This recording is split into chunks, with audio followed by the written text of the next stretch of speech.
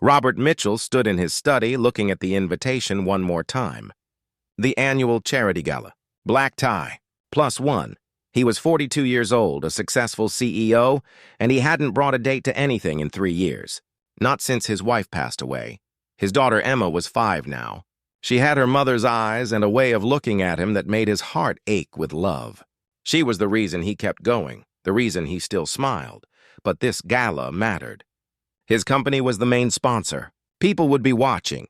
And somehow, showing up alone again felt like admitting he'd stopped trying to move forward. So he did something he never thought he'd do. He hired someone. Her name was Claire Bennett.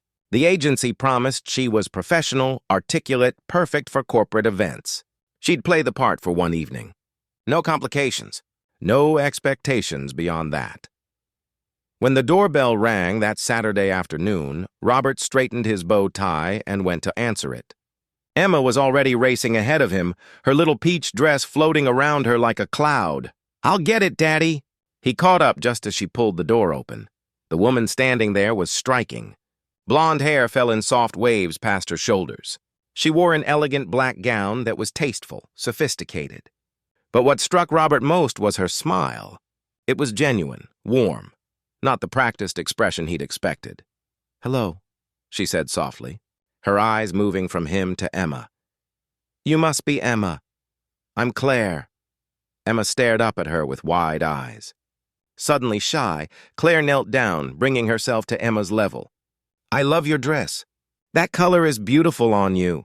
Emma touched one of her hair bows. "Daddy says I look like a princess." "Your daddy is absolutely right." Something in Robert's chest loosened. He hadn't realized how tense he'd been. The gala was held at the Grand Belmont Hotel, crystal chandeliers.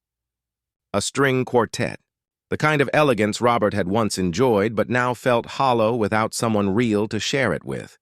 Claire was flawless. She spoke with his colleagues, laughed at appropriate moments, placed her hand gently on his arm when someone approached. To everyone watching, they looked like a couple, but it was Emma who changed everything. Halfway through the evening, she tugged on Claire's gown. "Miss Claire?" "My feet hurt." Claire looked down at the little girl, then at Robert. "Would it be all right if I took her to sit down for a bit?" "Of course." He watched them walk to a quiet corner, Claire holding Emma's hand. She helped her up onto a cushioned bench, then knelt down and slipped off Emma's dress shoes. "These are pretty," Claire said, "but sometimes pretty things aren't very comfortable, are they?" Emma shook her head, giggling. "When I was your age, my mom let me wear sneakers under my fancy dress. Nobody could see them, but my feet were so much happier." "Really?" "Really?" Robert stood back, observing. This wasn't part of what he'd hired her for, but Claire wasn't performing anymore. She was simply being kind. Later, after dessert, Emma grew tired. She climbed into Claire's lap without asking, resting her head against her shoulder. Claire looked at Robert, uncertain. "Is this okay?" He nodded, not trusting his voice. She wrapped her arms around Emma gently, swaying just slightly, the way you do when you're trying to soothe someone small. Emma's eyes fluttered closed. An older colleague of Robert's, Harold, walked over. "Beautiful family you have, Robert." Before Robert could correct him, Harold had moved on. Claire met his eyes. "I'm sorry. I didn't mean to—" "Don't apologize," Robert said quietly. "You're being wonderful with her." The truth was, Emma hadn't let anyone hold her like that since her mother died. Not his sister, not his mother. Only him, until now. On the drive home, Emma sat in her car seat, half asleep. Claire sat in the front looking out the window. "Thank you," Robert said, "for tonight, for being so good with her. She's a special little girl." "She is." Silence settled between them, but it wasn't uncomfortable. "I lost my mom when I was 8, Claire said suddenly, "so I understand what it's like. When Emma looks at you, I can see how much she loves you, how safe she feels. That's what matters most." Robert's hands tightened on the steering wheel. "I worry I'm not enough. You're everything to her." "I can see that too." When they arrived home, Robert carried Emma inside. She stirred as he laid her in bed. "Daddy?" "Yes, sweetheart?" "I like Miss Claire." Her eyes were barely open. "Can she stay forever?" Robert's throat tightened. "She was just here for tonight, honey." But I want her to stay. He kissed her forehead. I know. Get some sleep.